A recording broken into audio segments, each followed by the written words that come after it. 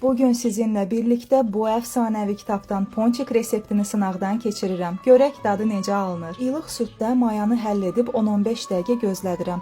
Daha sonra üzərinə şəkər, duz, yumurta əlavə edib qarışdırıram. Unu da əlavə edib yumşaq, ələ yapışan bir xəmir yoğururam. Sonda da üzərinə yumşaq yağı əlavə edib biraz da yoğurub isti bir yerdə yarım saat mayalandırıram.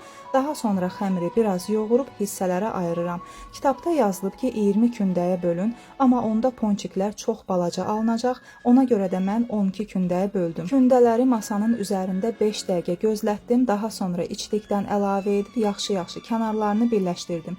Yenidən yağlanmış qabın üzərinə qoyub hardasa 20 dəqiqə gözlətdim. Daha sonra bol qızmar yağda hər iki tərəfli qızartdım. Baxın, ponçiklərimiz necə gözəl qabarıblar. Üzəri xırçıltılı, içi də pambıq kimi oldu. Qızartma işlərindən sonra hamımız bilirik ki, qazın üzəri çox kirlənir və bu işdə mənim ən böyük köməkçim Leksidir.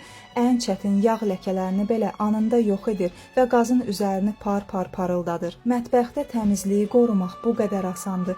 Sonda da Leksi ilə birlikdə ponçiklərin şəklini bişir tətbiqində paylaşıb hədiyyəli müsabiqəyə qoşuldum.